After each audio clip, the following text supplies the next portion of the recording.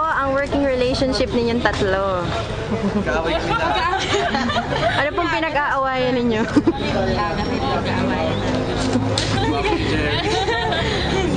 Hindi, super fun here naman. Ulit kami as long as money. Ano na, kuha na namin ang isa't isa. Pag eksena, into character na. At kaya na namin paglaruan yung character. Kaya mas magaan na ngayon. Wala na masyadong pressure kasi pag gano'n yata kapag komportable ka na sa kasama mo, hindi mo na siya masyadong ma-feel na nasa trabaho kayo. Speaking of komportable, may nabalitaan daw po kaming mayroon po kayong shoot na eksena na sabunutan. Maaari po bang yan? Magkwento po tayo. Lobby. Oh gosh, how do I say this? Wala, mahirap siya gawin. Kasi nakakatakot kasi maghila ng hair, lalo na may mga extensions kami. And also, it's just, wala, we were just doing our job. Then after nun, everything was fine. Tatawahan ka. Nagtatawanan na after kasi para kaming nag-wrestling. Oo, nag-wrestling kami talaga. Ay. Diba first time yung maka-work si Miss Charis? Ano masasabi mo? She's very good, ah. Hindi talaga, as in, pinanood ko yung scene before that, kung paano siya mag-shift from the good one to the bad one. Parang, daray. sorry, no. Bleep it.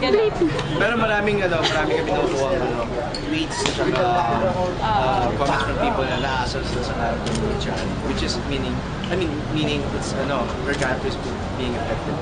Naapektuhan ng mga. And may mukha niya, tapos nagagawa niya yung music. First, how do you get into character po? Kasi kanina nasabihan po kami na shy daw po kayo and soft-spoken. How do you get into character na ang taray-taray po kasi ni Agatha?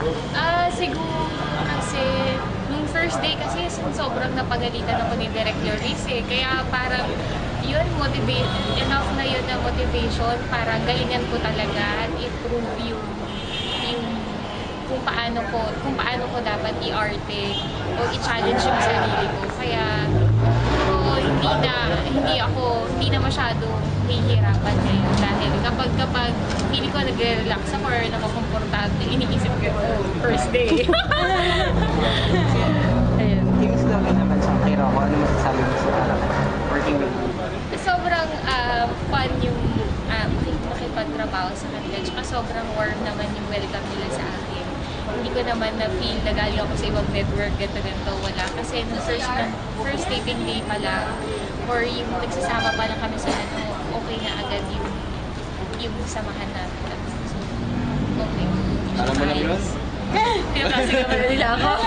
Tapos, off-cam, meron na ba kayong mga hangouts? Wala pa. Pinagmamahal namin. Natanggap na. Meron na. May binabalak na. Oo. Ayun. Cleansing. Ayan. Sama-sama muna kami mag-detox and cleansing together. Naging girl ako. Nakikidetox. Tapos meron daw kayong diet na ginagawa. Mga girls. Can you tell us about your detox Ayun, routine? magsa-start pa lang kami. Ano yung start mo? Detoxify something. I don't know if, detoxify. Start pa lang eh. Yeah, tomorrow. Parang juice siya? Juice cleansing. Ayan. Para kay Sir Rocco, gaano kahirap ang magpaibig ng dalawang napakagandang babae? Kasi wala kami yung problema eh. Hindi, joke lang. Sanay na sanay yan, si Rocco kahit na senior.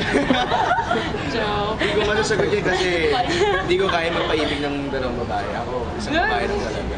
Wow! Taray! Instance na ba sa Sa Reels na pinagagawa Ay, ka taray! Meron namang instance sa Reels na may nangyari dalawang babae pinagagawa. Baka may mga connect Ay! sa character. Wala pa. So wala bang motivation na pinag-uuwi? Wala, oo. Ang iyabang ko lang kung sasabihin ko. Pero wala. Ay, wala. Napaisip ulit. Kamusta naman pong katrabaho si Direk Lloris? Masaya at nakakatakot at the same time. Dahil kailangan 100% lagi. Kasi may times one take lang lagi si Direk. At kung magkakamali ka doon, isa lang ang consequence mo. Kaya dapat full all out ka sa kada exercise. Kapag si Direk Lloris na nagpa-practice na, dapat nakikinig, dapat walang script na hawak, dapat hindi mo nakakalimutan yung lines mo. So far, surviving pa naman.